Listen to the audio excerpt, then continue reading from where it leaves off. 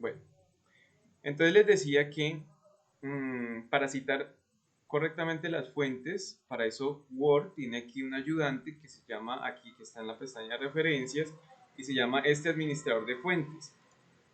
En este administrador de fuentes ustedes pueden ingresar aquí, aquí pueden ingresar, pues obviamente de pronto a ustedes les va a aparecer en blanco, yo aquí porque tengo varias ya creadas, pero por ejemplo, si voy a crear una fuente, entonces le puedo decir aquí en nuevo, aquí puedo seleccionar qué tipo de fuente es la que voy a ingresar, por ejemplo un sitio web. Entonces aquí coloco el nombre del autor, si es una persona o si es un autor corporativo, lo pongo aquí, o sea, una empresa. Aquí pongo nombre de sitio web, aquí me dice un ejemplo, cómo debo colocar, por ejemplo, acerca de nosotros, a Datum Corporation. Y el nombre del sitio web, entonces, cómo se llama la página web donde estoy consultando, el año en que se creó ese artículo, el mes y el día. Y ahora sí, la URL, que sería el link de la página. Si no tengo el año y mes y el día, porque hay páginas web donde no tienen eso, entonces puedo entrar aquí y aquí aquí hay una opción que me dice año en que se realizó la consulta, entonces puedo colocar la fecha de hoy realicé la consulta y ya automáticamente Word me va a crear una cita bibliográfica, una bibliografía muy similar a esta que estamos viendo acá. Entonces, al final, cuando yo ya termino de hacer mi trabajo de investigación, yo lo que hago es que paso acá y creo una bibliografía a través de este botoncito que me dice bibliografía y yo le puedo escoger uno que diga bibliografía, uno que diga referencias o trabajos citados. Da igual, por ejemplo, si escogemos bibliografía, entonces él me va a crear aquí automáticamente la bibliografía según las fuentes que yo le haya asignado. Entonces, por ejemplo, si yo paso, digamos, vamos a pasar esto por acá, vamos a utilizar tres. Listo, cerrar. Y aquí entonces fíjense cómo Word de una vez me crea la bibliografía automáticamente. Entonces, esta sería la forma correcta de crear una bibliografía. Y pues Word obviamente me ayuda mucho en ese proceso. Y la otra cosa es que cuando yo les digo que mmm, si es necesario utilicen citas, no me refiero a que vayan y copien la información y la peguen en el trabajo y luego coloquen entonces ahí sí la referencia del link. Porque pues de todas maneras pues ahí no hay un proceso eh, de interpretación de lo que se está haciendo. Entonces la idea no es que traigan la información y la copien y la peguen. Yo por eso siempre les insisto mucho en que sea con sus propias palabras para que ustedes lean lo que están investigando primero, eh, traten de digerir esa información y luego sí la redacten entonces con sus palabras de lo que entendieron, qué es lo que se está diciendo de ese tema. Yo cuando les digo que si es necesario colocar alguna cita, es por ejemplo alguna frase que sea importante, que de pronto sea difícil cambiarla a palabras propias o que es importante resaltarla como tal cual como está en el texto original. Pero entonces una frase corta, o sea, puede ser una frase corta, y ya después yo sigo escribiendo con mis palabras, dándole como un complemento y una explicación a lo que está diciendo esa frase, pero, pero no es que vayan y copien todo el texto completo y luego coloquen la bibliografía, no se trata de eso. Se trata de que ustedes puedan interpretar y apropiarse del conocimiento. ¿Listo? Bueno, no sé qué dudas tengan o comentarios.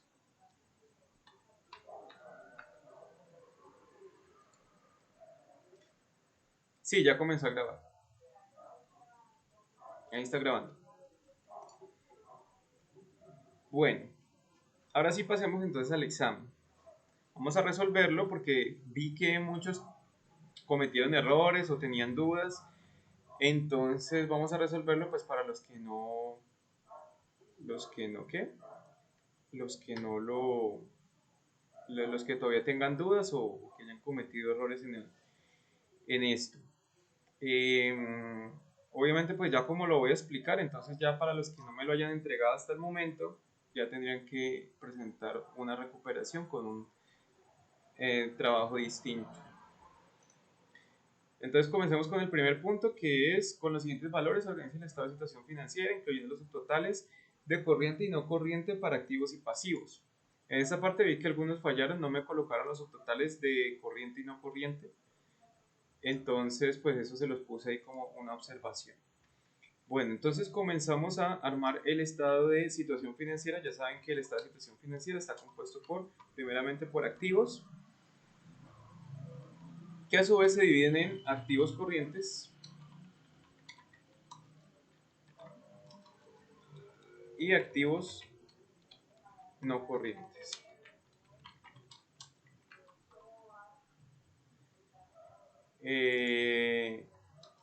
Sacamos entonces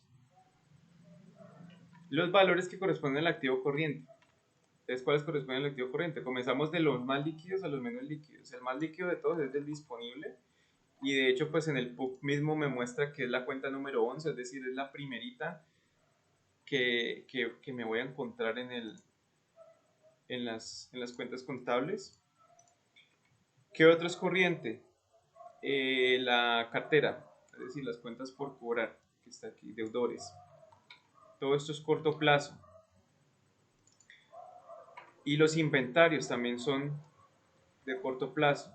Generalmente los inventarios se consideran de corto plazo a no ser que me indiquen de que es de largo plazo. Si me dijera inventarios largo plazo, o hay algunos que dicen mercancías mantenidas para la venta en el largo plazo, bueno, cosas así que tengan que ver con largo plazo, a no ser que me diga eso, siempre se va a considerar que el inventario es corriente, porque el inventario se supone que es para que esté rotando varias veces en el año, no cada 2, cada 3 años, no, es para que esté rotando varias veces en el año. Obviamente pues hay empresas que sí, debido a su actividad económica, pues tienen inventarios que venden de pronto en un plazo mayor a un año, pero es muy raro el caso. La mayoría de las veces los inventarios tienden a ser en el corto plazo, por eso se ponen corrientes. Ya saben que corrientes son los de corto plazo, es decir, los que se pueden convertir en efectivo en menos de un año, son de forma rápida. Igual las cuentas por cobrar, existen cuentas por cobrar de largo plazo, pueden existir, es decir, cuentas que la empresa tiene pensadas cobrar o con un plazo mayor a un año para cobro, pero es muy raro el caso, sobre todo cuando se trata de clientes. Cuando se trata de clientes, la mayoría de las veces las empresas lo que buscan es que el recaudo de esa cartera sea en el menor tiempo posible, y por tanto es un activo corriente, a no ser que ya la cuenta me especifique que es una cuenta por cobrar a largo plazo. Pero en este caso no lo especifica, entonces eh, debemos asumir de que es corriente. Entonces debemos sacar ahora sí el total, o el subtotal más bien, de activos corrientes.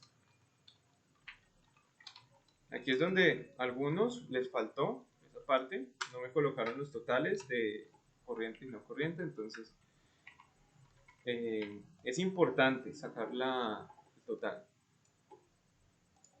Listo, activos no corrientes. Entonces, en los no corrientes que tenemos, la única que teníamos era propiedad, planta y equipo. Aquí ya está de una vez descontada la depreciación. Yo al principio pensé colocarles aquí menos depreciación, también como otra cuenta, pero pues sé que algunos todavía tienen algunas dudas con el tema de la depreciación, entonces pues no quería tampoco complicarles mucho el ejercicio.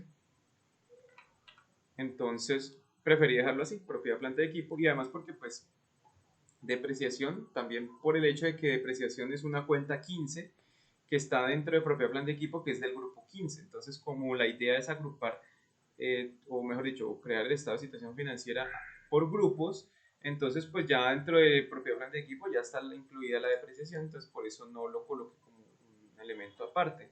Entonces aquí iríamos en total activo no corriente, es decir, de largo plazo, o sea que no se pretende vender en menos de un año, ni salir de él en menos de un año. Listo, entonces esos serían los activos no corrientes. Y ahora sí sacamos entonces el total activo. Total activos es la sumatoria de los corrientes más los no corrientes. Listo, me van diciendo si tienen alguna duda hasta ahí.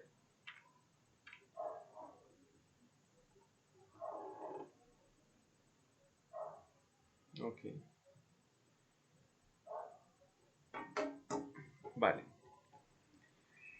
Vamos entonces ahora sí con los pasivos. Pasivos, entonces tenemos también pasivo corriente, o sea, de corto plazo, y pasivo no corriente. Entonces, los pasivos corrientes que tenemos, comenzamos por las obligaciones financieras de corto plazo, que es según el número que corresponde a este grupo, creo que este es el 21, es la primera que tenemos. Entonces, vamos a colocarlo en ese orden.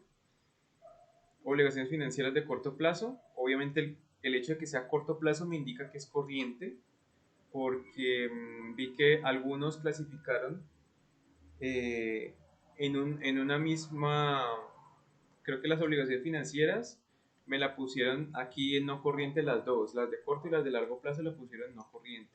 Pero no, o sea, lo que a mí me determina cuando es corriente y no corriente es si me dice que es corto plazo o largo plazo. Entonces, en este caso me están diciendo que son obligaciones financieras de corto plazo, por tanto va en el lado del corriente. Y otra cosa que tenemos aquí en el pasivo corriente son los proveedores. Yo aquí les especifiqué que es de corto plazo, aunque generalmente se asume que el proveedor es de corto plazo porque así como la empresa quiere que sus clientes le paguen en menos de un año, también los proveedores van a querer que la empresa le pague en menos de un año. O sea, porque el cliente, la empresa es el cliente de su proveedor. Entonces, aquí estos son los que le venden la materia prima a la empresa, por tanto la empresa es cliente de este proveedor y el proveedor también va a querer que la empresa le pague lo más rápido posible. Entonces, por tanto, el proveedor se considera generalmente de corto plazo.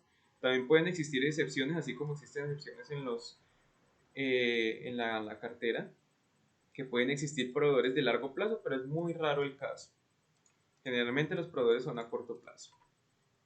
Listo. Y ya con eso entonces sacamos la sumatoria de total pasivo corriente.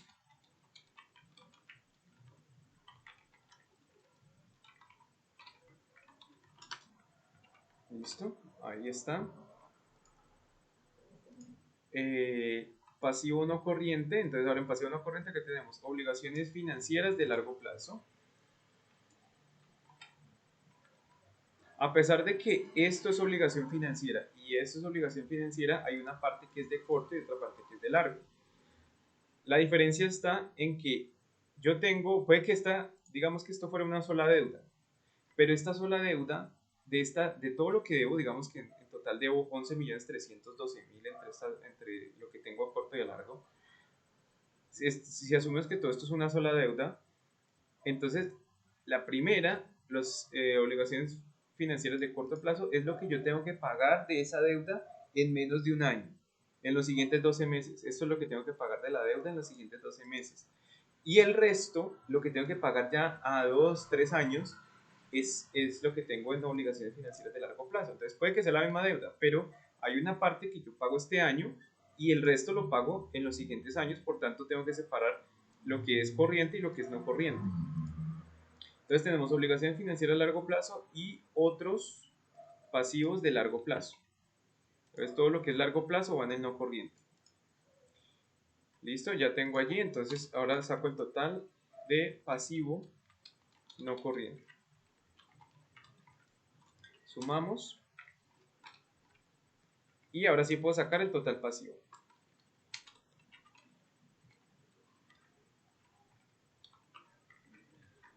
Listo, ese es el total pasivo.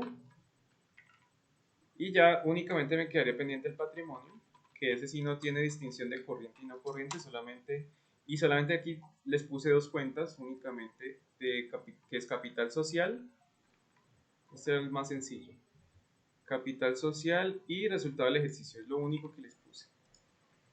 Aquí también en patrimonio también pueden existir que reservas o que resultados de ejercicios anteriores, que también se puede llamar utilidades retenidas, pero pues solamente les dejé estas dos como para facilitar el ejercicio y entonces el total patrimonio sería la suma de esas dos.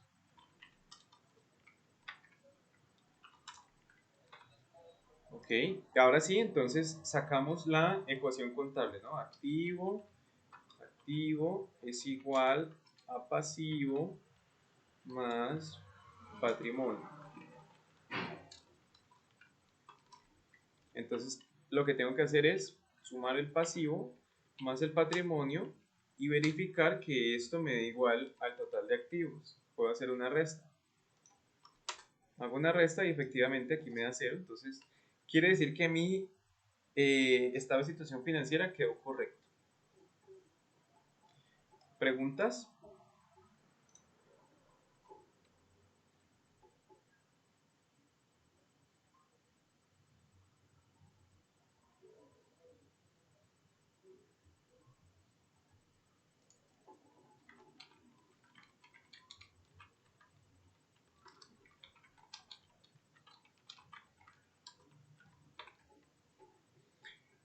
¿Se les hizo muy difícil sacar el estado de situación financiera o les pareció fácil?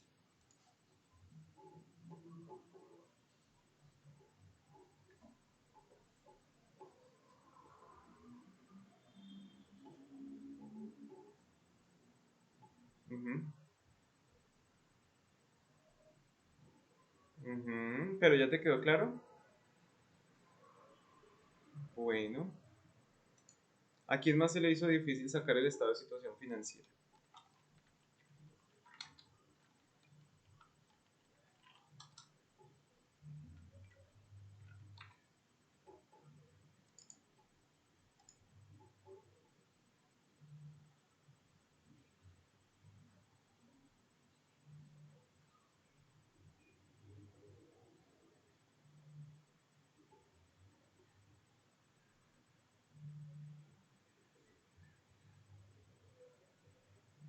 Ah, ok.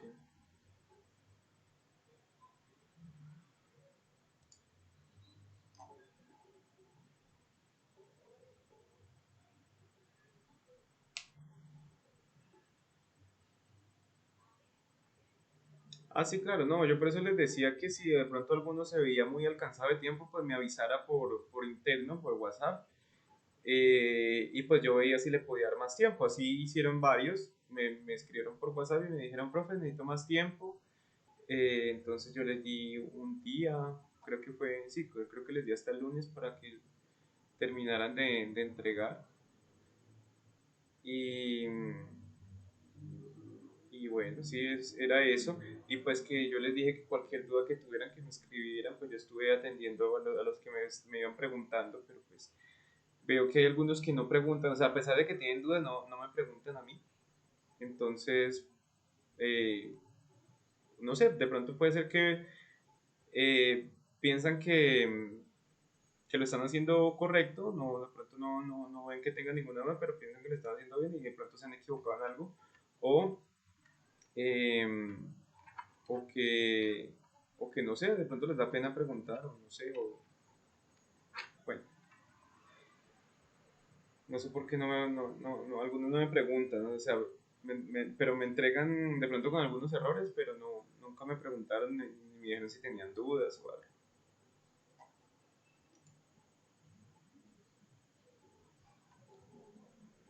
Pasemos entonces al segundo punto. Con los siguientes valores se organiza el estado de resultados, incluyendo los cuatro niveles de utilidad.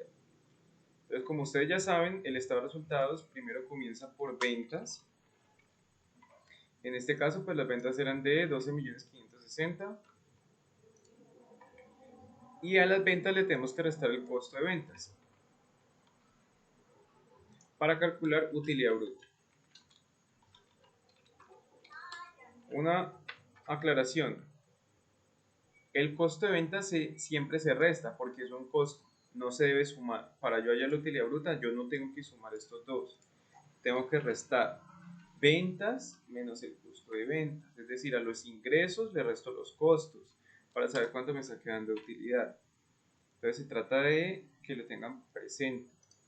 Ya una vez calculada la utilidad bruta, entonces ahora sí vamos a pasar a la utilidad operativa que la calculo descontando lo que es gastos de administración y gastos de ventas. Entonces, gastos de administración, gastos de ventas y ahí ya puedo calcular la utilidad operativa.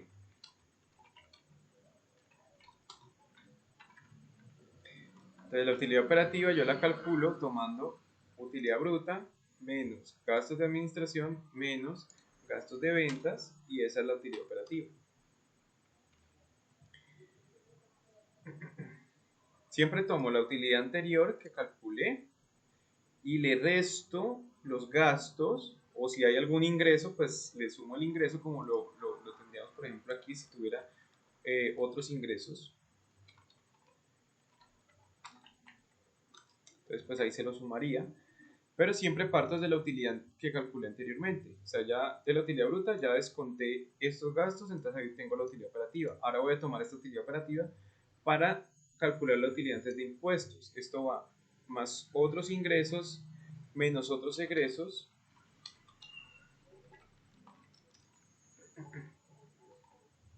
Entonces, otros ingresos no tengo. Otros egresos en este caso serían los gastos financieros porque no son operativos. O sea, hasta aquí tenemos todo lo que es operativo. De aquí para abajo es lo no operativo. O sea, lo no operativo quiere decir lo que no tiene nada que ver con la actividad económica de la empresa. Entonces, por ejemplo, los gastos financieros es algo que no tiene que ver con la actividad económica, lo que desempeña la empresa. Sea cual sea la actividad económica de la empresa, no importa cómo se esté financiando, porque los gastos financieros lo que me reflejan es cuánto está pagando la empresa por intereses financieros a los bancos, pero pues eso no tiene nada que ver con su actividad económica.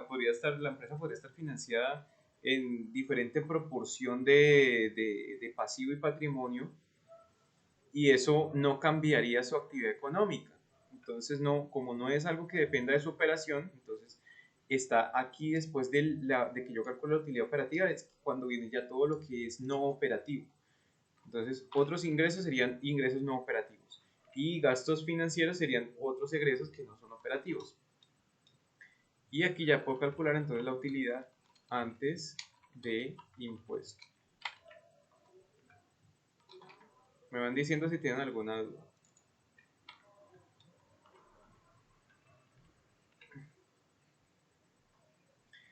Entonces tomo la utilidad anterior, que es la utilidad operativa, le sumo otros ingresos y le resto gastos financieros. Y esa es la utilidad antes de impuesto. Ahora, utilidad antes de impuesto, entonces le calculo el impuesto de renta,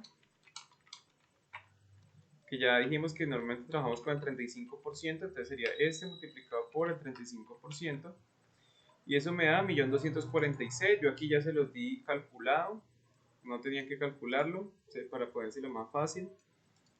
Entonces ya estaba calculado, solamente tenían que saber dónde iba ubicado. La idea de este ejercicio era que ustedes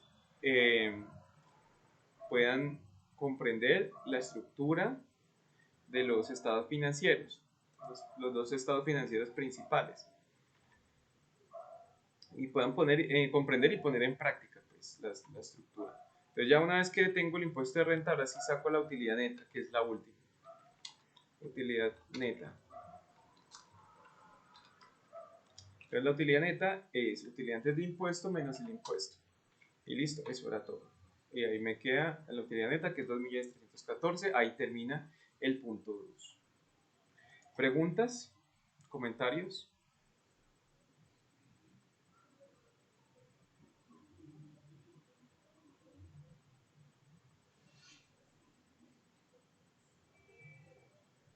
La utilidad neta sería utilidad antes de impuesto. Siempre tomo la utilidad anterior que calculé y le resto lo que le sigue. En este caso, pues es un impuesto de renta que es un gasto, entonces tengo que restárselo. La única que de pronto puedo encontrar que le sume sean otros ingresos no operacionales que tenga por allí. Pero el resto siempre se lo voy a restar. A la utilidad anterior le voy restando los gastos que vaya generando de ahí para abajo. Entonces la utilidad neta sería utilidad de impuesto menos impuesto de renta. ¿Dudas?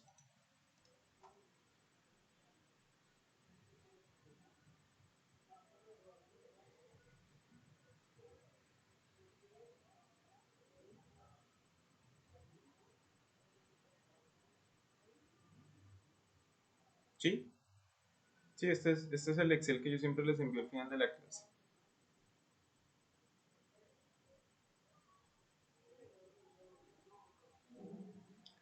Bueno, si no hay más dudas, entonces sigamos con el tema de la clase.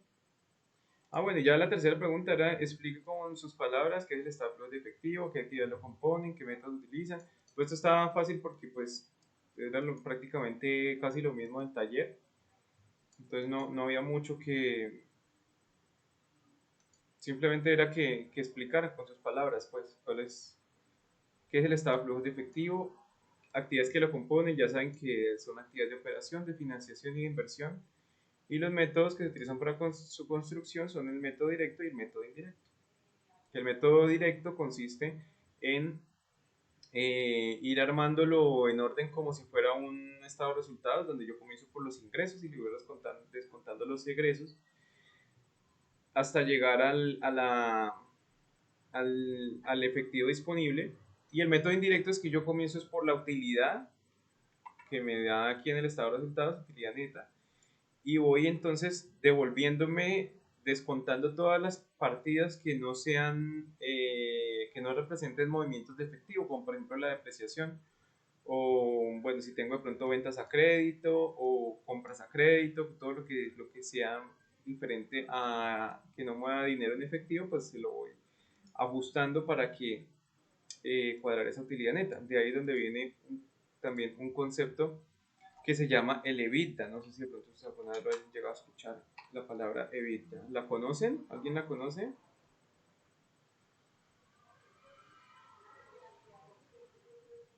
Bueno, les voy a explicar rápidamente entonces en qué consiste el EBITDA para que pasemos al tema de hoy.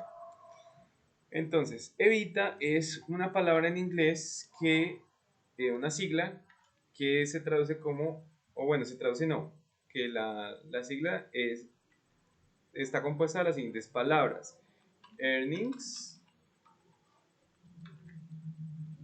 earnings before interest, interest, taxes, depreciation and amortization. Bueno, ¿quién de aquí sabe qué traduce esta frase? Earnings before interest, taxes, depreciation and amortization. ¿Quién sabe inglés acá?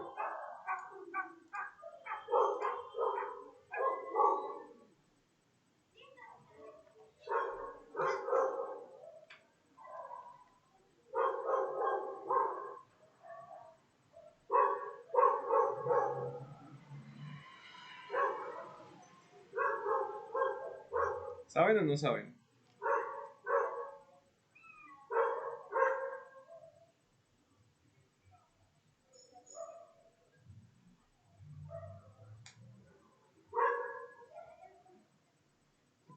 ¿Quién más?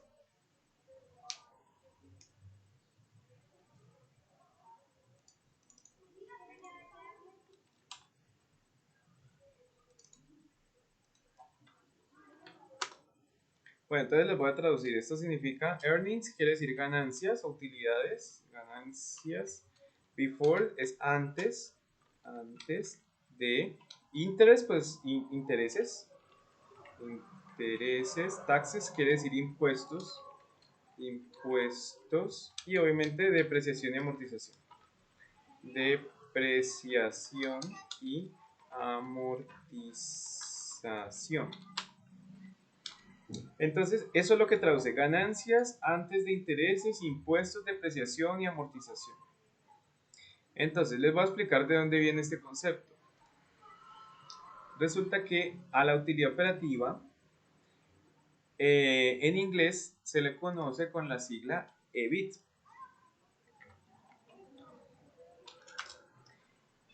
Y EBIT, pues obviamente es casi lo mismo, pero solamente hasta aquí, hasta impuestos, hasta taxes. Earnings before interest and taxes. Entonces, ¿por qué la utilidad operativa se llama Earnings before interest and taxes? Porque estas es las ganancias, o sea, aquí lo que me está mostrando la utilidad operativa es la ganancia que tiene la empresa antes de descontar intereses e impuestos. Por eso se llama EBIT en inglés.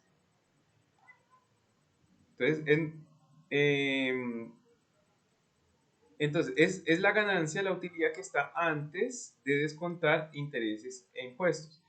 Entonces, EBITDA significaría la ganancia que está antes de descontar intereses, impuestos, depreciación y amortización.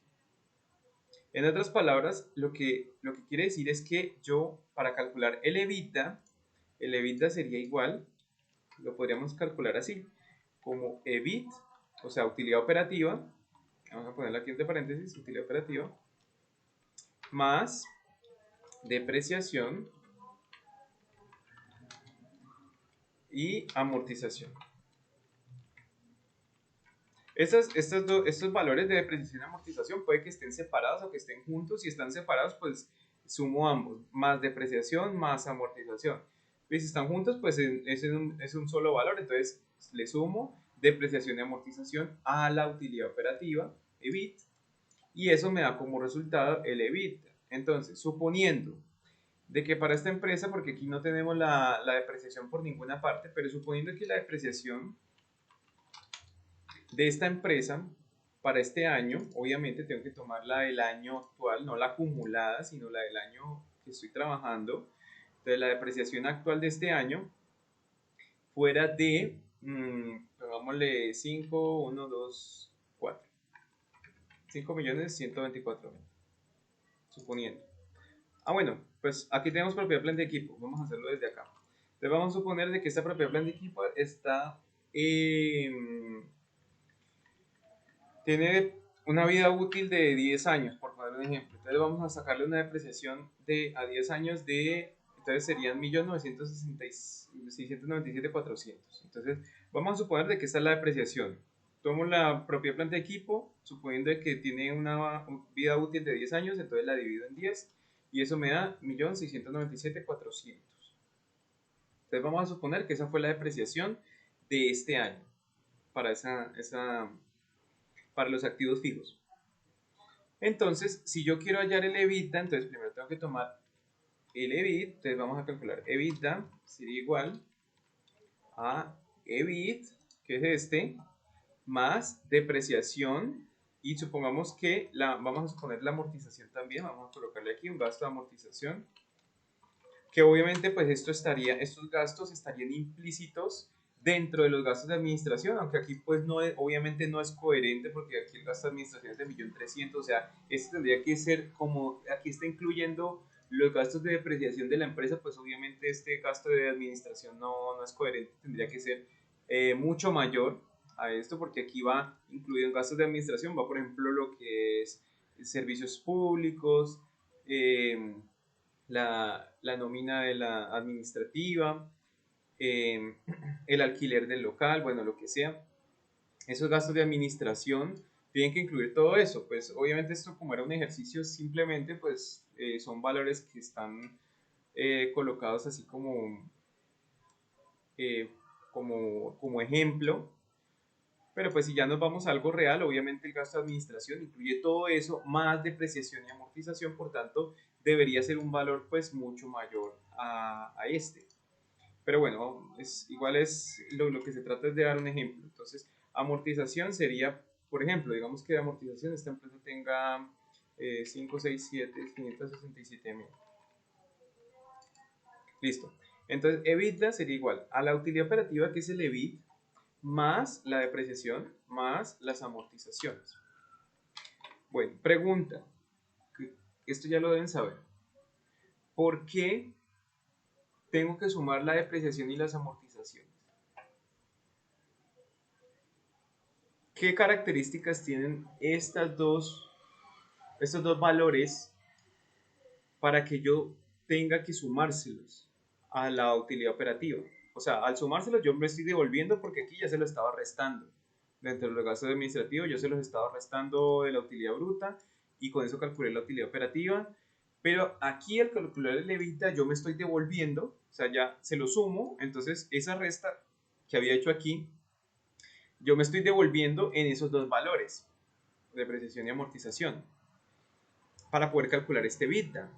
Ya vamos a ver por qué es importante el EBITDA para una empresa. Pero lo que quiero que me analicen y me digan es por qué estos dos valores son relevantes. ¿Qué tienen de especial estos dos valores? ¿Quién me dice?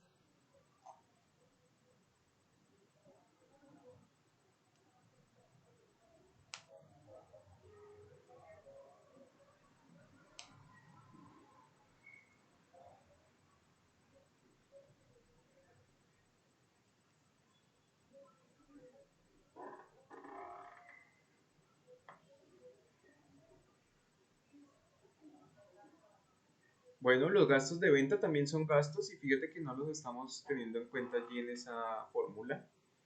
Pero ¿por qué la depreciación y la amortización específicamente?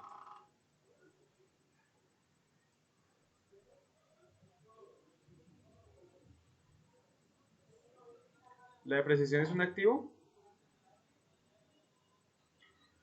Pero aquí no estamos hablando de depreciación acumulada, porque acuérdate que hay dos conceptos de depreciación en el PUC.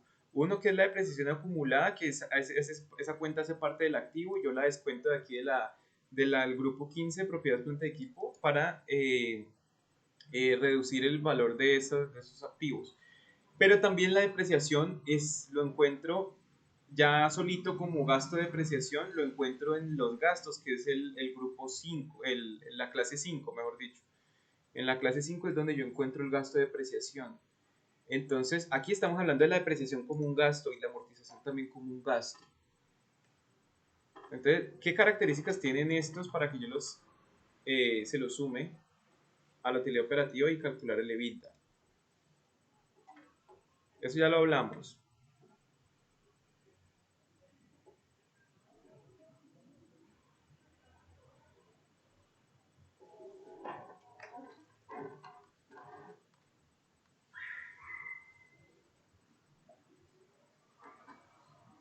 Más o menos, por ahí va la idea, pero no es porque sea anual. Es decir, yo puedo calcular la depreciación mensual también.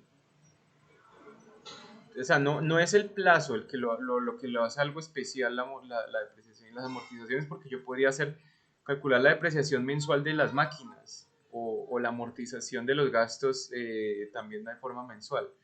No es eso, sino lo otro que tú dijiste después.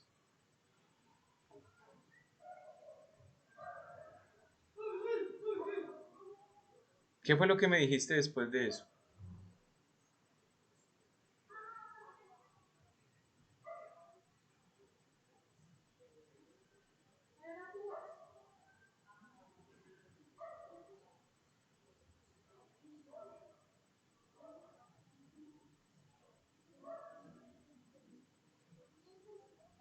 ¿Aló?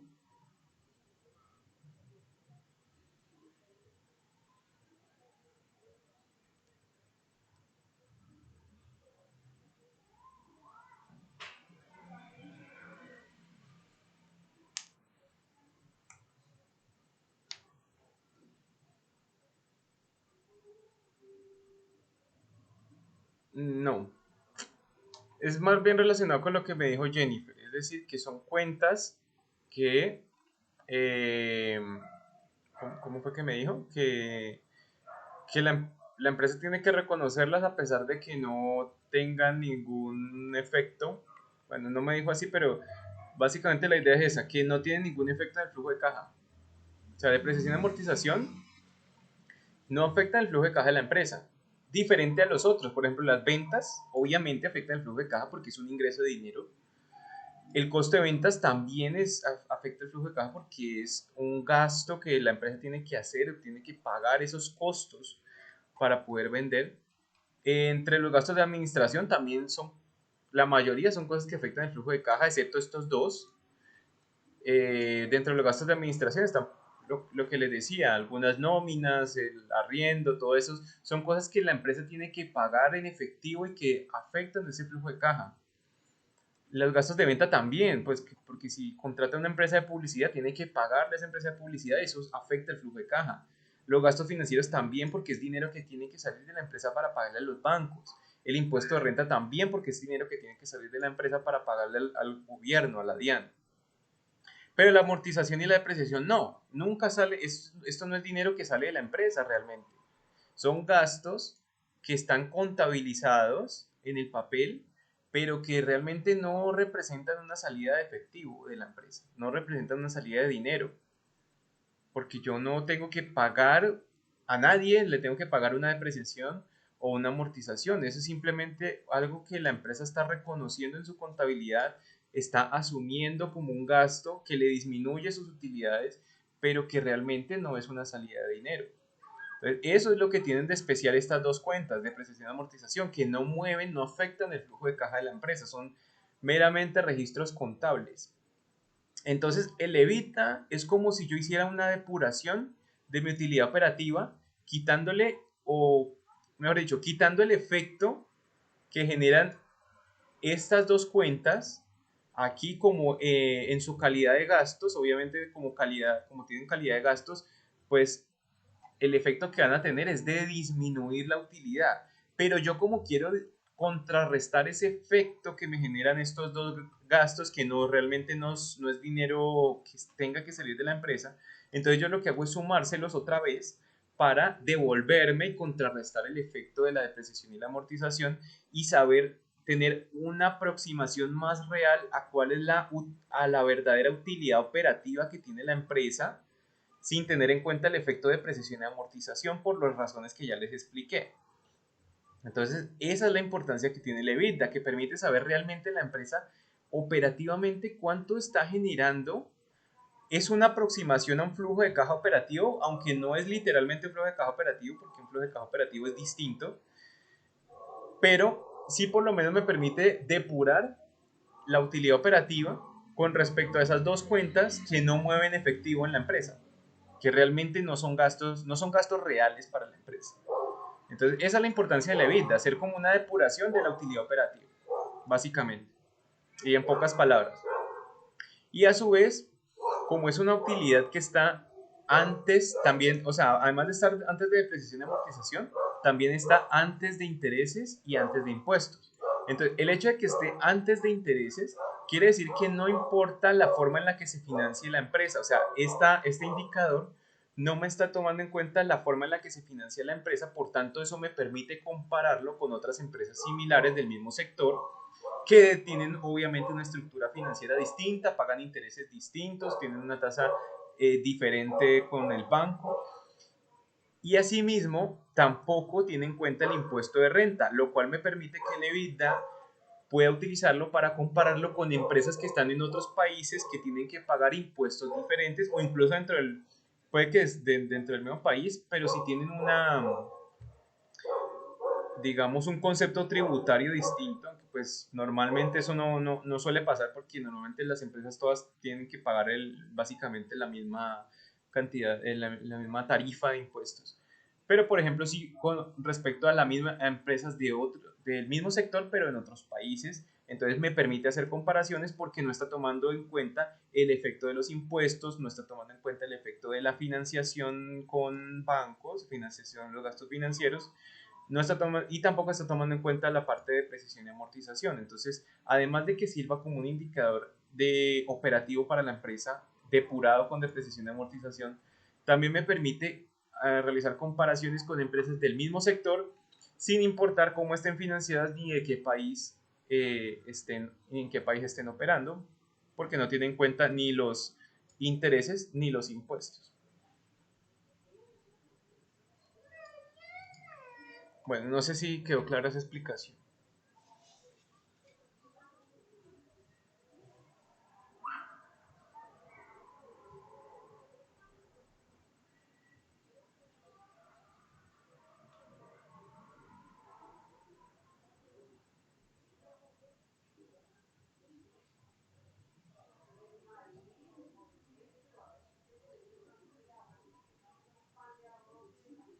No, esa parte. Es como si yo calculara una utilidad aparte de mi estado de resultados. Hay empresas que lo incluyen dentro de su estado de resultados. Hay empresas que te colocan aquí, por ejemplo, gastos de administración, te colocan los gastos de ventas, pero te colocan aparte aquí la depreciación. Por poner un ejemplo, digamos que yo bajo esto aquí, te colocan aquí, eh, te calculan primero el EBITDA aparte, como un indicador, una utilidad aparte, es decir, te cogen esto, menos esto como una evita, y ya después para calcular la utilidad operativa, entonces aquí aparte te colocan depreciación y amortización, y lo descuentan después. Después a lo que les quede aquí el evita, entonces te descuentan aquí, pues por decir algo, entonces te descuentan este menos este. Y ya te dicen entonces cuánto es la utilidad operativa, pero aparte te sacan el evita y colocan la depreciación y amortización como algo independiente a los gastos de administración, porque este indicador se ha vuelto muy común, o sea, últimamente, en los últimos años, se ha comenzado a ser muy utilizado por las empresas debido a que, pues, las razones que les expliqué. Entonces, pero no es obligatorio calcularlo y no es lo mismo que la utilidad operativa, sino que es un indicador aparte.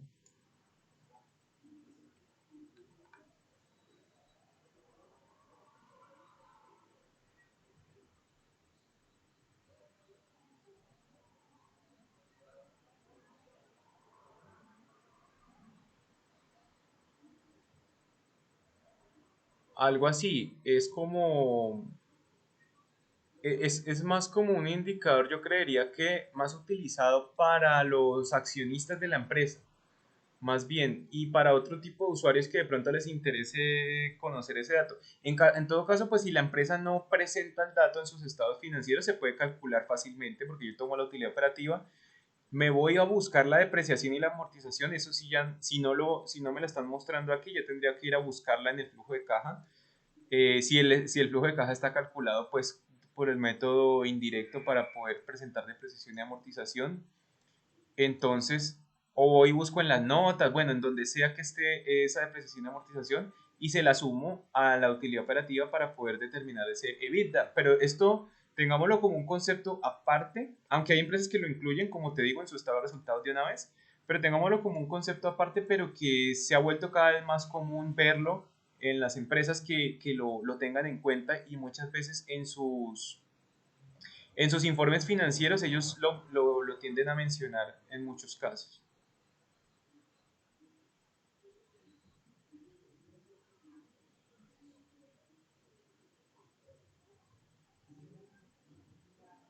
¿Qué otras preguntas tiene?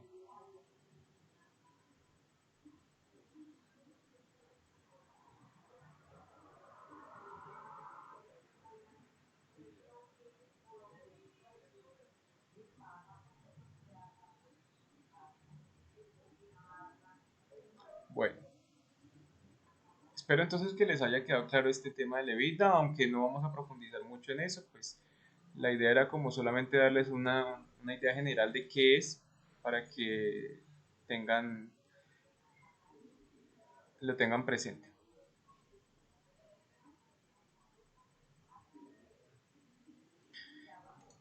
Bueno, ahora sí entonces vamos a pasar al tema de costos. Vamos a ver un repaso general de lo que son los costos. Entonces, ya saben que costos en en el plan de cuentas pertenece a la clase 6 de las cuentas, que son básicamente, bueno, 6 y 7, que son costos de ventas. Entonces, pero vamos a empezar a desglosar cómo se componen los costos y cuáles son sus categorías. Entonces, los costos se pueden clasificar de varias maneras. Una es costos directos e indirectos. Sí. ¿Qué otra forma? Costos variables y costos fijos. Y también vamos a encontrar los costos mixtos, que ya les voy a explicar eso qué es. Y también los podemos clasificar en costos unitarios y costos totales. Listo. Entonces pasemos primero a ver qué son los costos directos e indirectos. Entonces, directos. Costos directos son aquellos que están como su nombre lo dice, pues están directamente relacionados con la producción.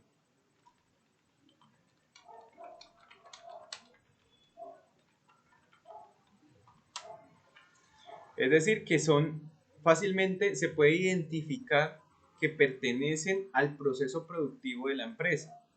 Obviamente, pues no todas las empresas van a ser, digamos, productivas en el sentido de que sean manufactureras.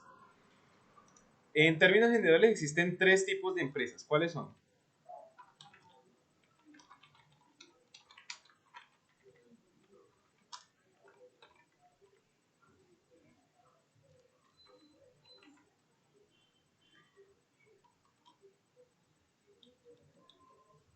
¿Cuáles son los tipos de empresas? ¿Sí saben? ¿O qué se les ocurre? ¿No te acuerdas? Bueno. Ah, ok, eso es ya de la parte, bueno, sí, eso es cierto. Sí, hay tipos de empresas que son limitadas, anónimas, pero eso ya corresponde a la tipo de razón social que tiene la empresa. Pero aquí yo me refiero al tipo de empresas en cuanto a su actividad económica. Por ejemplo, ahorita acabé de mencionar uno que son las manufactureras. Ok, servicios.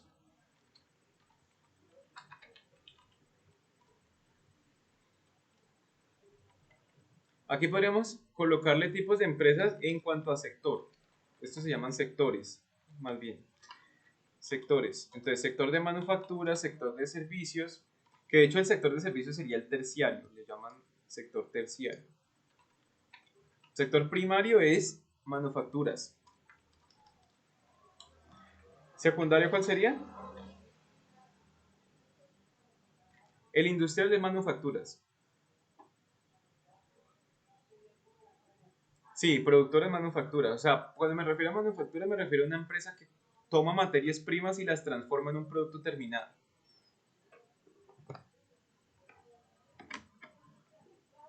Y nos falta el secundario. ¿Cómo se llama el secundario?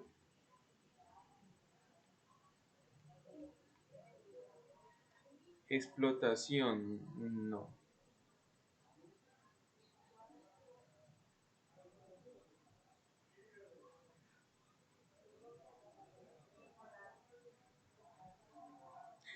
Bueno, el secundario se llama eh, comercio. Entonces, existen tres tipos de sectores. Manufacturas, como ya les dije, son las empresas que compran una materia prima y la pasan por un proceso de transformación para llegar a un producto terminado y ese producto terminado es el que venden al consumidor final. Entonces, ¿quién me puede dar ejemplos de empresas de manufactura según esa definición?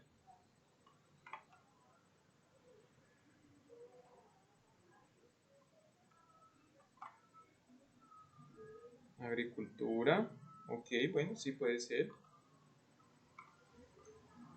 Ganadería, en el sentido de que ellos toman, por ejemplo, eh, que los animales y les extraen le- leche, carne.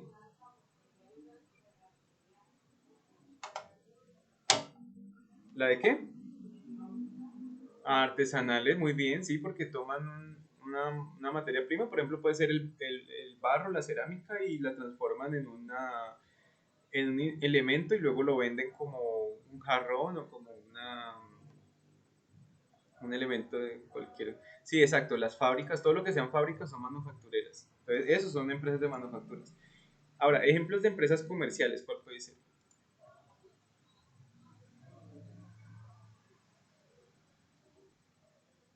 ¿Correcto? Almacenes, supermercados, o sea, todo el que compra una mercancía para venderla sin ningún proceso de transformación, simplemente compran y revenden a un mayor precio del costo, eso es comercio, como los supermercados, los almacenes, tiendas de ropa, bueno, todo eso. Entonces venden el producto tal cual como lo compran, pero pues ganan es una utilidad por por ese comercio, por realizar ese comercio. Y ejemplos de empresas de servicios, pues eso sí es muy fácil. A ver quién me dice.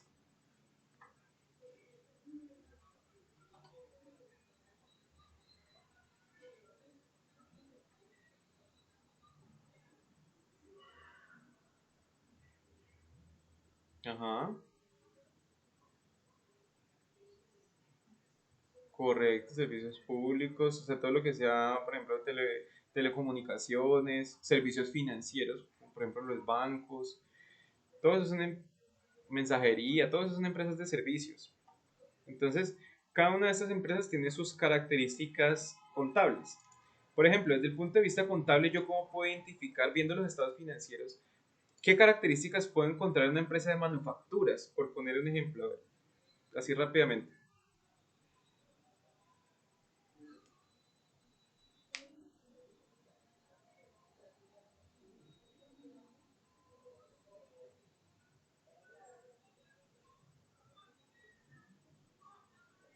Ok, pues sí, obviamente en el estado de resultados voy a tener de pronto algo que me identifique que son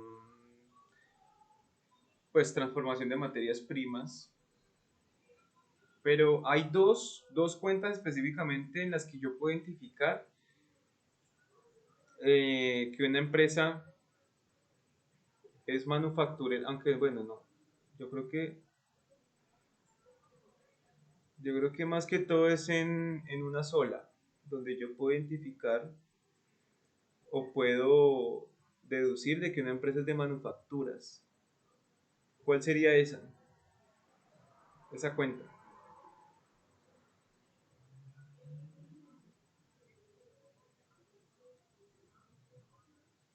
No, porque entonces ahí ya sería una empresa comercial. Si estamos hablando de comercio el mayor y el por menor, eso ya es una empresa de comercio.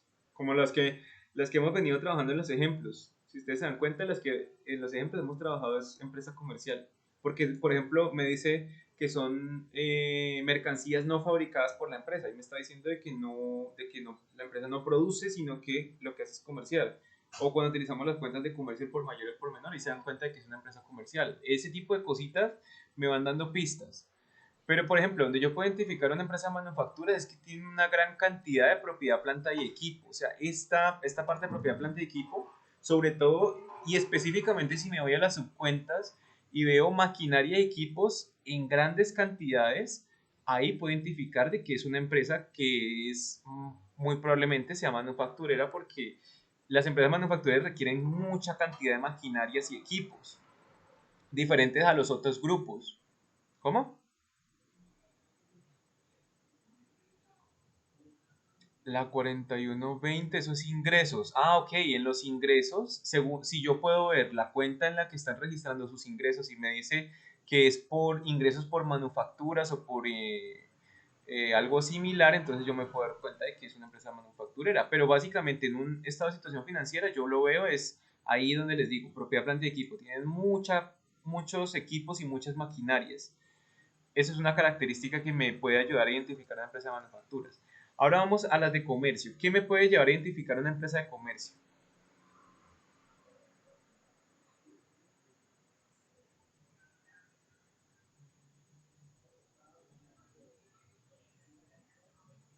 Mm, puede ser, pero hay algo más importante que eso. ¿Qué es lo que más pesa? ¿Qué? Sí, exacto, eso es el negocio de ellos, comprar y vender. Pero, exacto, pero ¿qué es lo que más pesa? Si yo veo los activos de una empresa de comercio, ¿qué es lo que más pesa? Ya sabemos que la de manufacturas, dentro de los activos, lo que más pesa la propiedad, planta de equipo, las maquinarias. En la empresa de comercio, dentro de los activos, ¿qué es lo que más pesa? El inventario, correcto, claro, porque ellos se llenan, o sea, su negocio es comprar mucho inventario y tenerlo ahí disponible para la venta.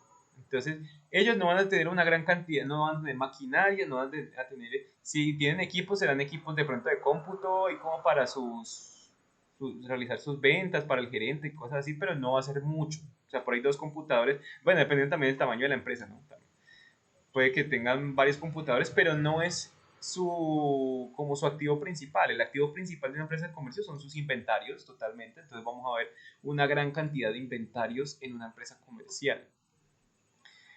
Listo. ¿Y una empresa de servicios que vamos a encontrar en sus activos? ¿Cómo creen que la podemos identificar?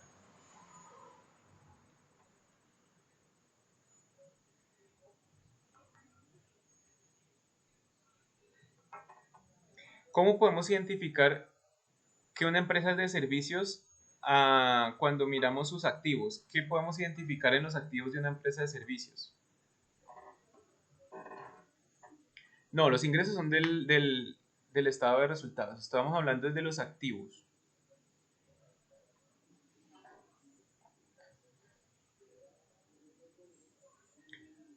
Pues bueno, si es una empresa de mensajería, sí, puede ser que tengan esos activos, pero pues si no, si es por ejemplo una inmobiliaria o si es un banco, de pronto esa cuenta no va a pesar mucho allí.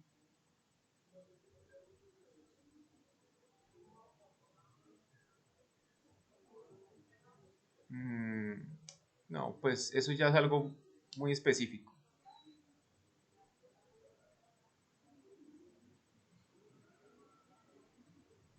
¿no? O sea, estamos hablando de los activos. ¿Qué características deben tener los activos normalmente con los que podríamos identificar que una empresa es de servicios?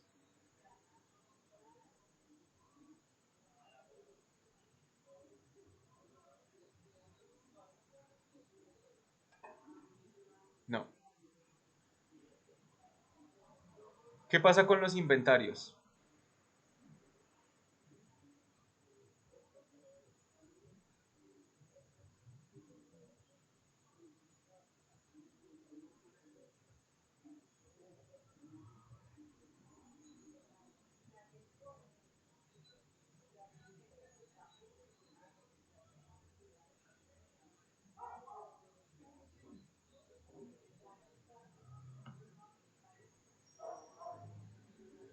Fijémonos en esta. ¿Qué pasa con los inventarios en una en una empresa de servicios?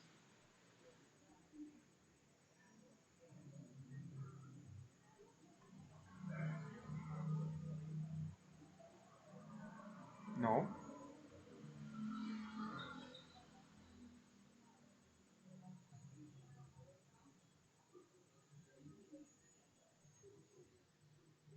¿Cómo deben ser los inventarios en una empresa de servicios? ¿Qué debería yo ver ahí?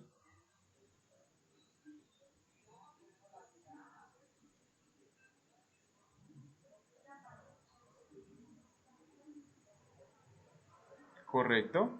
Sí. Es una empresa que no tiene inventarios o si tiene son muy poquiticos. O sea, no tienen casi nada en inventarios. O está en cero prácticamente. Entonces una empresa de servicios se identifica por eso, porque no tiene inventarios nulos o inexistentes, o muy pocos. Entonces manufacturas tienen gran cantidad de maquinaria y equipos. Comercio tiene gran cantidad de inventarios. Y servicios no tiene inventarios o si tiene son muy poquitos. Así es como yo puedo identificar viendo un estado financiero, un estado de situación financiera, puedo identificar o puedo por lo menos tener pistas de a qué sector pertenece determinada empresa.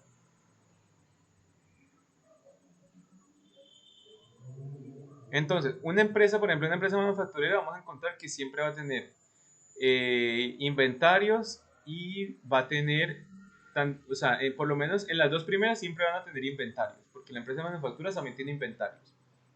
La empresa de comercio vive de eso. Los servicios es la única que no. Y por lo menos en cuanto a los demás activos, por ejemplo, carteras, es normal que cualquier empresa tenga una cuenta que tenga cuentas por cobrar. De pronto en las empresas comerciales, algo que sí puede identificar respecto a la cartera, ¿qué sería? Por ejemplo, en una empresa comercial, ¿cómo debería ser la cartera o las cuentas por cobrar de una empresa comercial? ¿Son qué? ¿Altas? ¿Crees que en una empresa comercial deberían haber muchas cuentas por cobrar?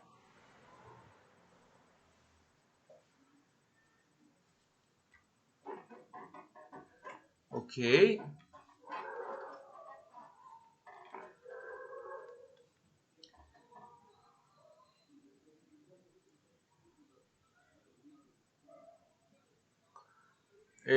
Dame un ejemplo de una empresa comercial.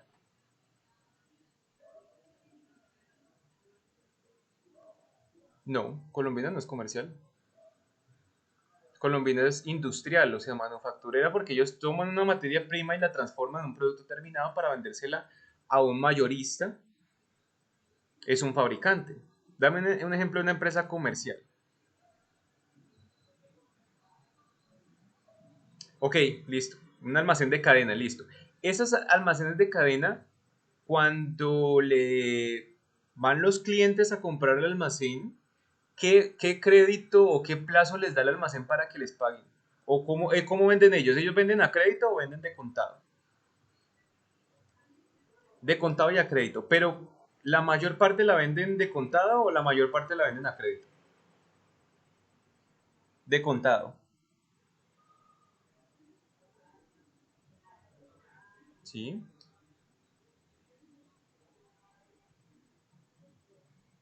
Ujú.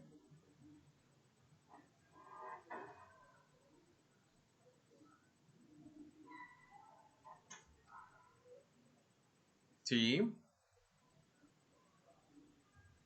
exacto, correcto. O sea que un periodo de cobro muy corto, prácticamente, porque es un solo mes. Entonces, en tu caso es una empresa comercial, ¿cierto? Según lo que me estás diciendo.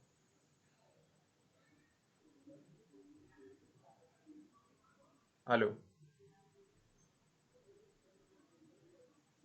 Exacto, entonces estamos hablando de una empresa comercial.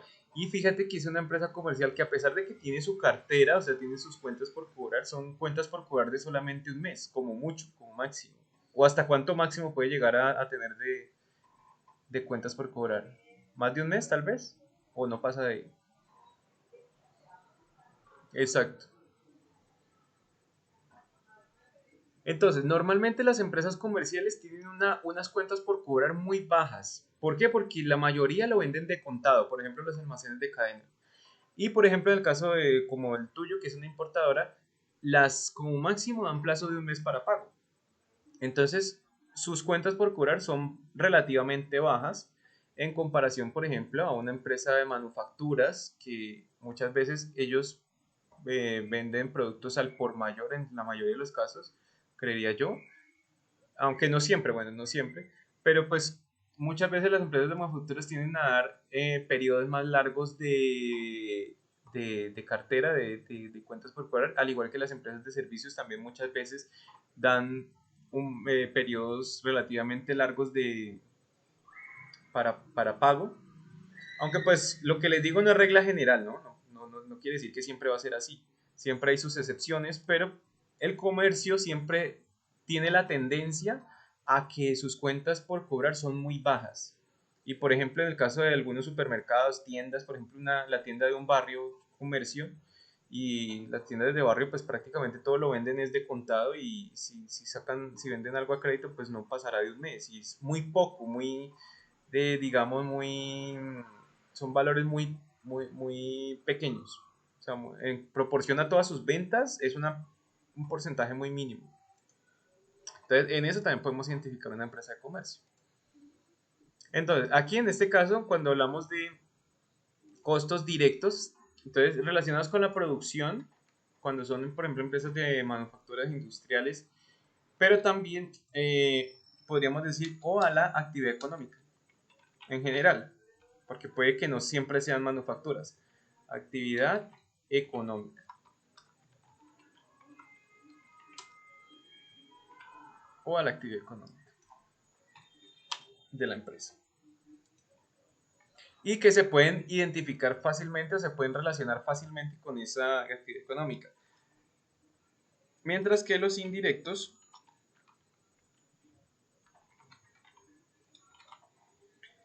serían aquellos que no se pueden identificar fácilmente con la actividad económica o con la producción.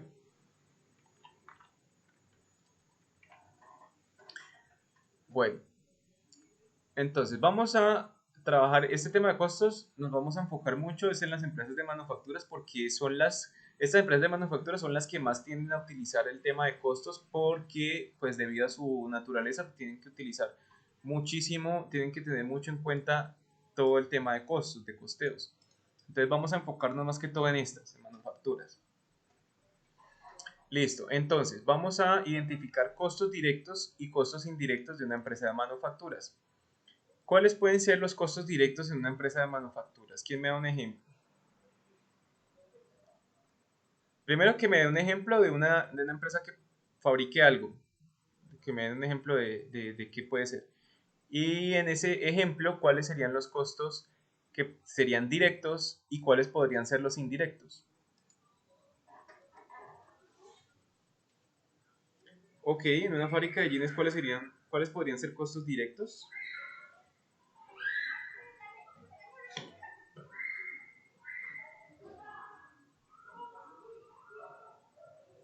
Ajá, las telas, esos serían costos directos. ¿Y los indirectos? Un ejemplo.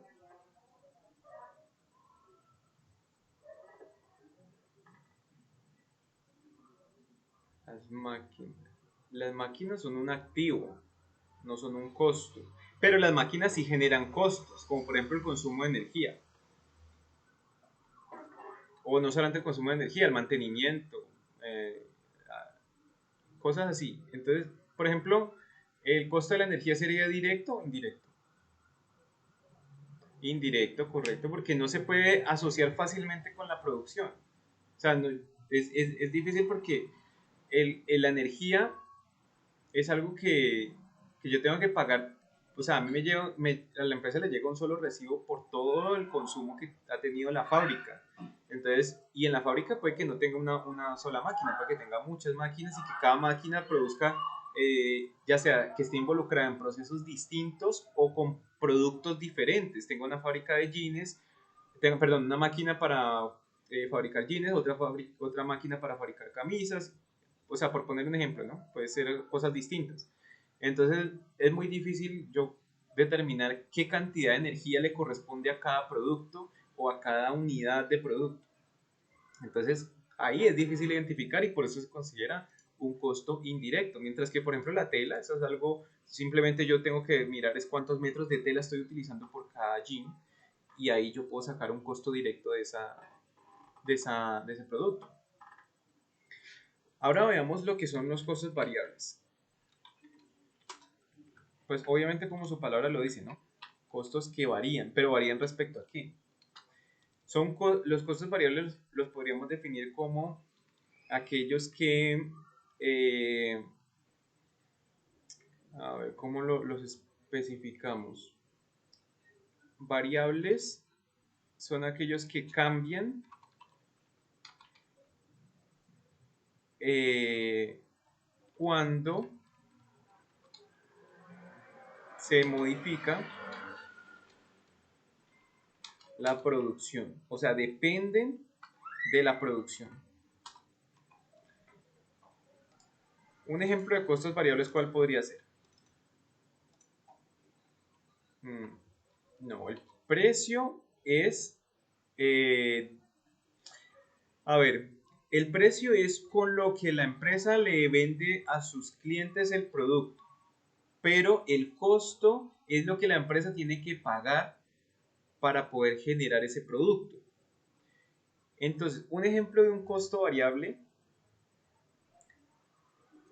a ver, yo creo que de pronto es más fácil comenzar por los fijos. Vamos a comenzar por los fijos.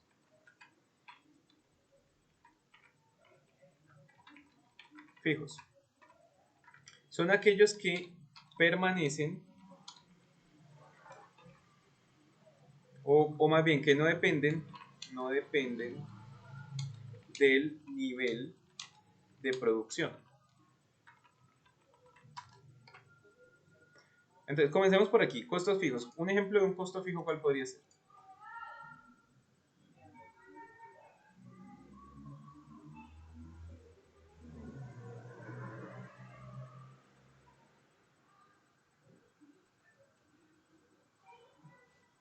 Un costo que no dependa del nivel de producción. O sea, independientemente de lo que produzca, de que fabricamos, 50 yenes o 2000 yenes, igual sigo pagando el mismo valor en ese costo. ¿Cuál podría ser? Ok, el alquiler, por ejemplo, del local. Los salarios, pero dependiendo qué salario estamos hablando, exacto, el arriendo. En los salarios, por ejemplo, si estamos hablando de salarios de los administrativos, entonces esos permanecen fijos. Pero si estamos hablando de los salarios de los que operan las máquinas, esos sí serían variables porque si no es lo mismo lo que yo les voy a pagar a unos operarios que me van a fabricar 50 jeans en el mes, a cuando yo tengo que fabricar 2000 jeans en el mes. O sea, yo tengo que contratar muchos más operarios y por tanto voy a tener un costo variable. Mientras que, por ejemplo, el salario de los administradores, de la secretaria, del gerente, de pronto de supervisores del área, eso sí serían costos fijos porque siempre voy a tener los mismos, a no ser que, bueno, de pronto un supervisor sí podría ser hasta determinado punto, podría convertirse en algo variable porque puede ser que yo, a medida que crezca la producción, también voy a tener que contratar más supervisores. Si eso es así, entonces eso sería un costo variable. Pero si no, es un costo fijo. Por ejemplo, me decían, el alquiler del local también puede ser es un costo fijo porque no depende de la cantidad de jeans que yo fabrique en el mes, igual tengo que pagar el mismo alquiler. ¿Qué otro me habían dicho?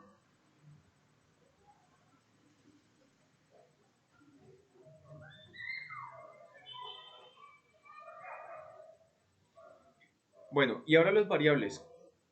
Ya vimos algunos ejemplos. ¿Qué otras variables se les ocurren?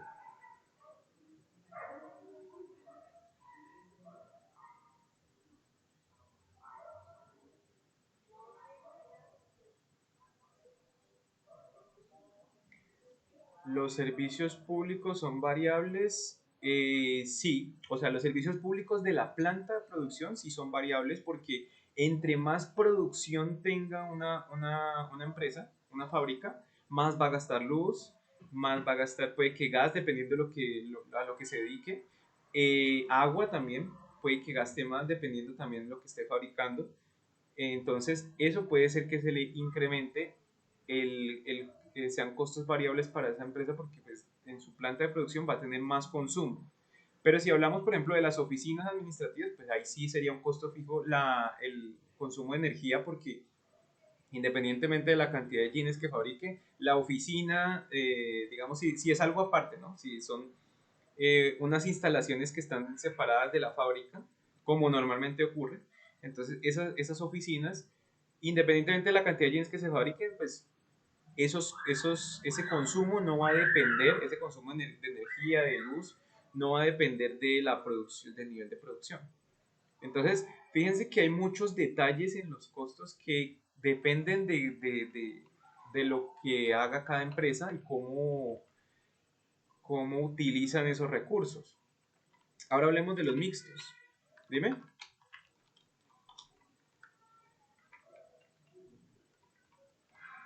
Transporte de la mercancía te refieres cuando la llevan que de la fábrica al almacén, algo así. Ah, sí, obviamente sería variable porque entre más producción tenga, pues más transporte tengo que, que recurrir, ya sea a un vehículo de transporte más grande o a una mayor cantidad de vehículos para el transporte de esas mercancías. Entonces, como tengo más mercancías que entregar, entonces voy a tener más gasto de transporte. Mixtos son aquellos que tienen un componente variable y un componente fijo. O sea, tienen parte variable y parte fijo. ¿Se les ocurre algún ejemplo de un costo mixto que tenga un porcentaje variable y un porcentaje fijo?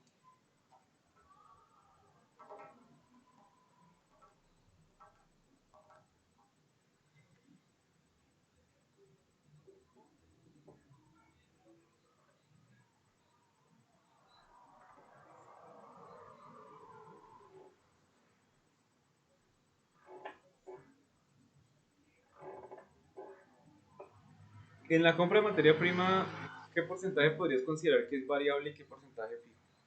¿O qué parte, qué concepto?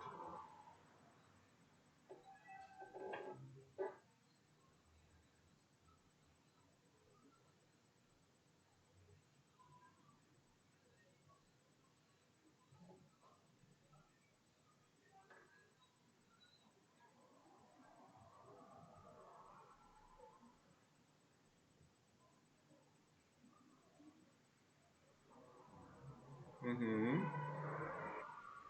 Sí, o sea, normalmente, dime.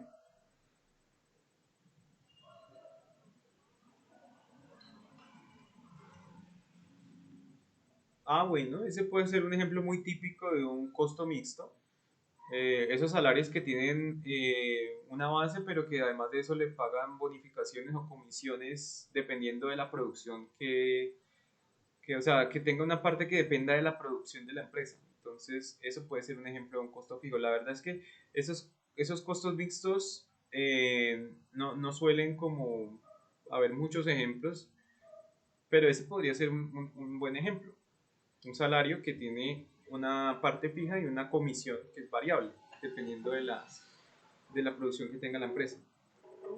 Entonces, esos costos mixtos son aquellos que tienen una parte que depende de la producción y otra parte que no, que independientemente de la producción siempre se va a mantener igual. Bueno, mmm, ¿qué otra cosa? Listo, ahora pasemos a los costos unitarios.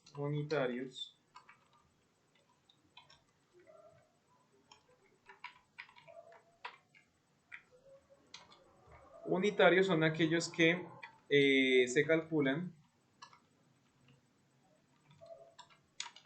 por unidad de producción. Y los totales, como su nombre lo indica, son aquellos que representan el total de la producción.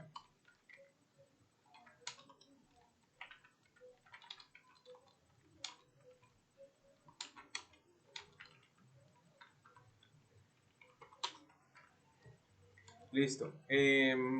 Entonces, costos unitarios es cuando yo tomo, por ejemplo, un costo directo que puede ser variable. O sea, yo puedo tener un costo directo que es variable. Ahorita vamos a ver eso.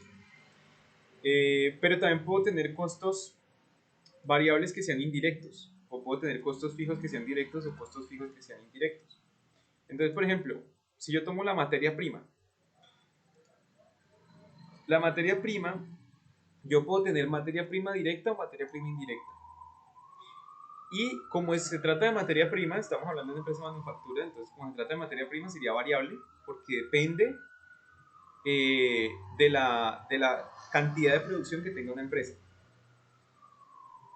Y esa materia prima, con esa materia prima yo puedo calcular un costo unitario, que es cuánto me cuesta, por ejemplo, la tela para fabricar un solo jean.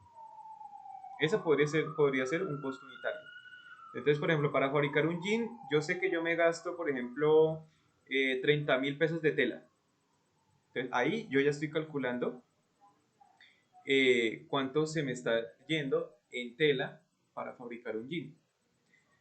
Obviamente que ese no va a ser el único costo que tenga el jean, porque también hay que sumar mano de obra, costos indirectos, que eso lo vamos a ver después. Pero en términos de total, yo podría decir que en total, si estamos hablando, por ejemplo, de la tela, entonces, ¿cuántos metros de tela, metros tuve que comprar para poder llegar a la fabricación? Para poder realizar esa cantidad o ese nivel de fabricación, de nivel de unidades que pude fabricar. Pero ya cuando hablamos del unitario es por cada unidad, cuánto me estoy gastando de ese material en cada unidad.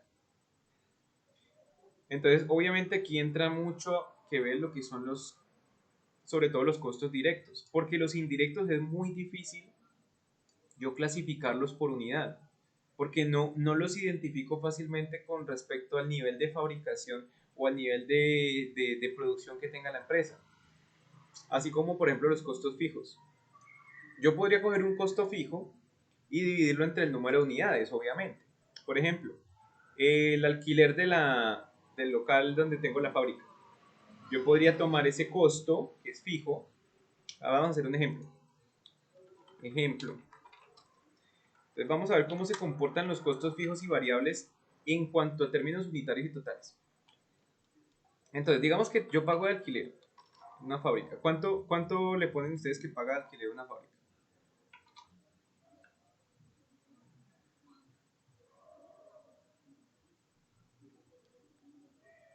Listo, pongámosle 15.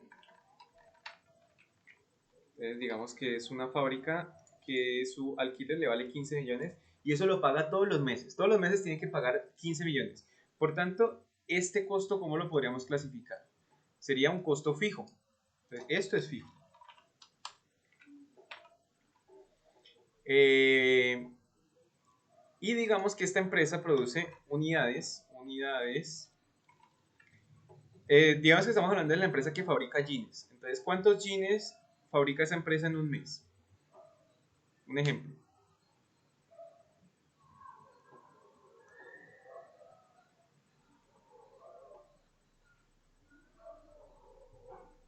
10.000 jeans en un mes. O sea que, pero bueno, para tener una...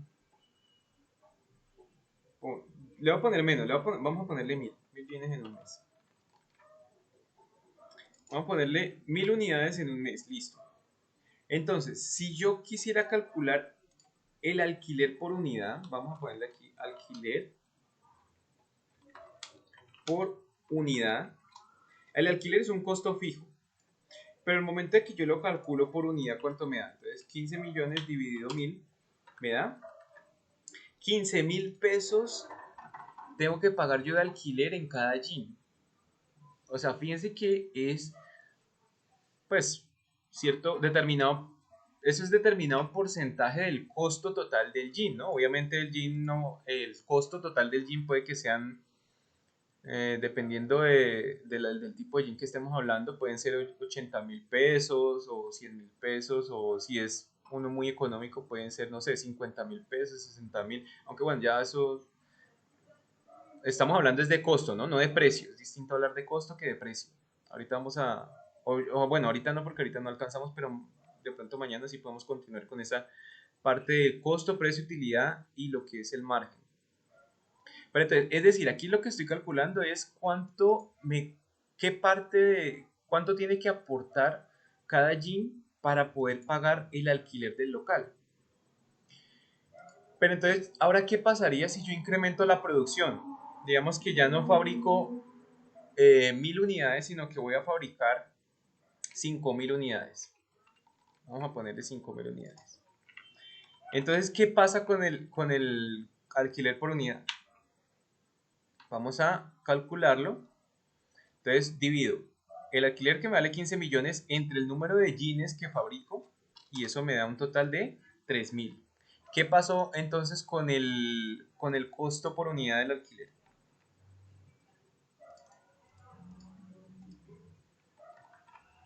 ¿Aumentó o disminuyó? Si yo aumento la producción, si yo aumento, digamos aquí eh, este es 1 y este es el 2, ¿no? Entonces, digamos, mes 1, vamos a ponerle así, mes 1 y mes 2. Entonces, si yo en el mes 1 estaba produciendo 1000 unidades, el costo por alquiler, el costo por unidad del alquiler era de 15.000. Pero si yo aumento la producción a 5000 unidades, ¿qué pasa con el costo del alquiler por unidad? Disminuye. Menor costo unitario, ¿no? Entonces, de aquí podemos sacar una conclusión y es que los costos fijos son fijos en su total, pero en el unitario que son variables. Fíjense que el costo fijo, cuando lo hablamos en costo total, es fijo. Siempre van a ser 15 millones todos los meses. Aquí no cambió, en el mes 2 no cambió el costo sigue siendo 15 millones. Pero cuando yo lo calculo por unidad es variable. ¿Sí me hago entender ese punto? Los costos fijos son fijos en total, pero son variables en el unitario.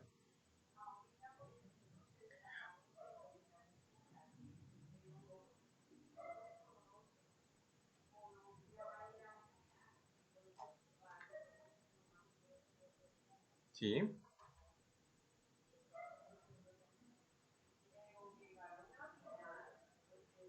Ajá.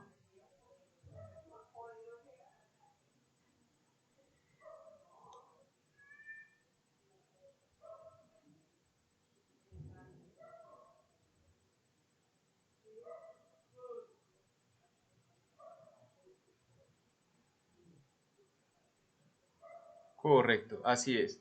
Y ese concepto en economía se conoce como economías de escala. ¿Sí han escuchado ese concepto de economías de escala?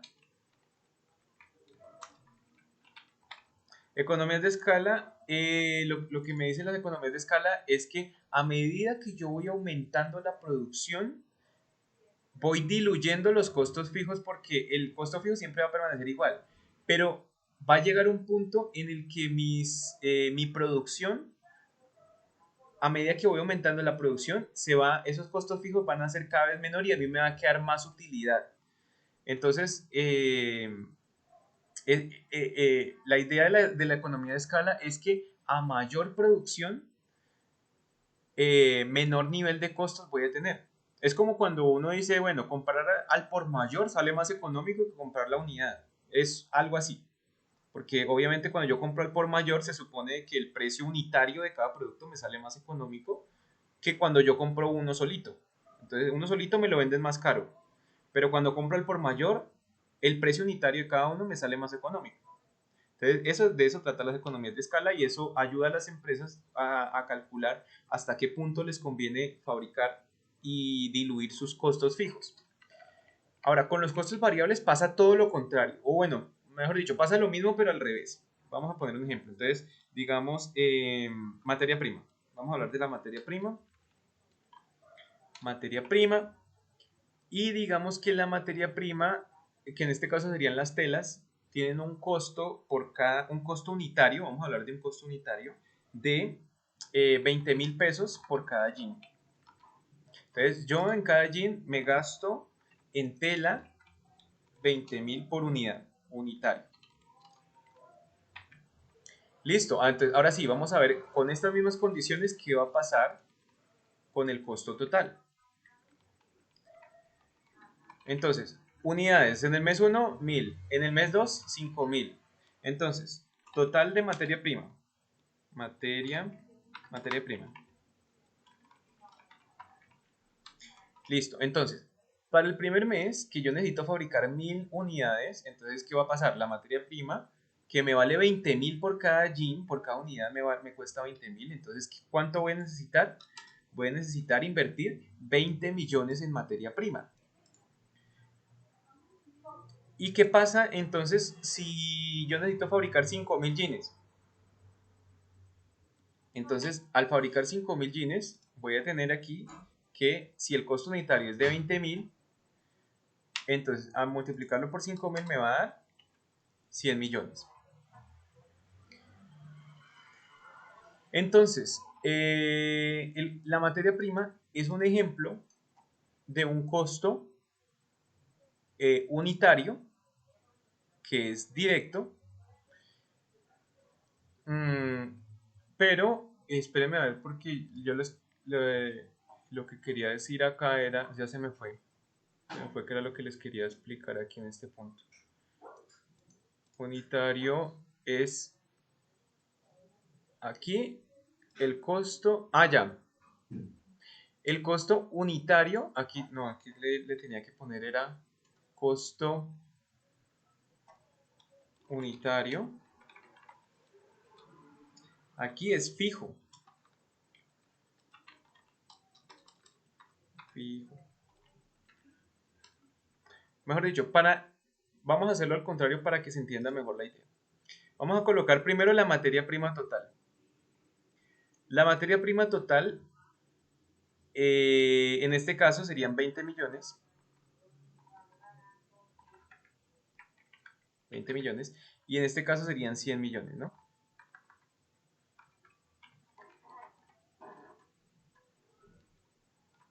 Me faltan dos aquí, 100 millones, listo. Listo. Entonces, para fabricar esto tengo que poner 20 millones. Y para fabricar esto tengo que poner 100 millones. Es decir, que la materia prima es un costo variable porque depende del nivel de producción que tenga la empresa. Pero ¿qué pasa a nivel unitario? Materia prima unitaria. Entonces, al momento de yo calcular lo unitario, entonces sería este dividido en este y este dividido en este. Entonces, los costos que son variables en el total, cuando yo lo calculo a nivel unitario, se convierten en costos fijos. Entonces, la materia prima fijo siempre va a ser 20.000 pesos, pero en costo total va a ser variable. Entonces, varía en el total, pero es fijo en el unitario. Mientras que con los costos fijos ocurre lo contrario, son fijos en el total y variables en el unitario. Eso era lo que les quería mostrar. No sé si se entiende. Correcto, porque depende de la producción. Sí, por eso es variable, claro, porque tengo que invertirle más. Es variable en el total que tengo que pagar, porque obviamente tengo que pagar más, pero cuando yo me voy al unitario se convierte en fijo, porque siempre van a ser los mismos 20.000, a no ser que si ya entramos al concepto de economías de escala, ahí es donde ya entraría un poquito a cambiar esta regla, porque entonces se supone que yo cuando le compro al proveedor, si le compro más cantidad, probablemente puede que me dé un descuento. Entonces puede ser que este costo ya se reduzca. Pero aquí estamos hablando es de la materia prima que utilizó la empresa en ese mes. Digamos que toda esta materia prima ya estaba comprada y que ya la empresa sabía que cada pantalón le iba a salir en 20.000 pesos. Entonces ya tiene toda esa tela comprada. En ese caso, ahí sí podemos aplicar esta regla porque entonces aquí en el mes 1 utilizó 20 millones de esa tela que ya tenía comprada, es decir, que cada jean le está saliendo a 20.000 y en el mes 2 que aumentó la producción a 5.000, utilizó ya no 20 sino 100 millones de esa tela y por tanto el costo unitario de esa tela va a ser 20.000. Entonces de eso se trata cuando hablamos de costos fijos y costos variables. No sé qué dudas tengan hasta allí.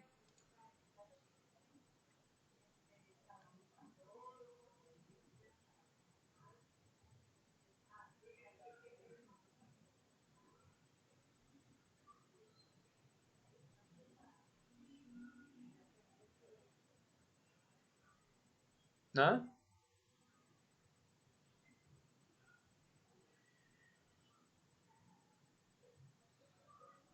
Bueno, entonces podríamos dejar hasta allí la clase por hoy.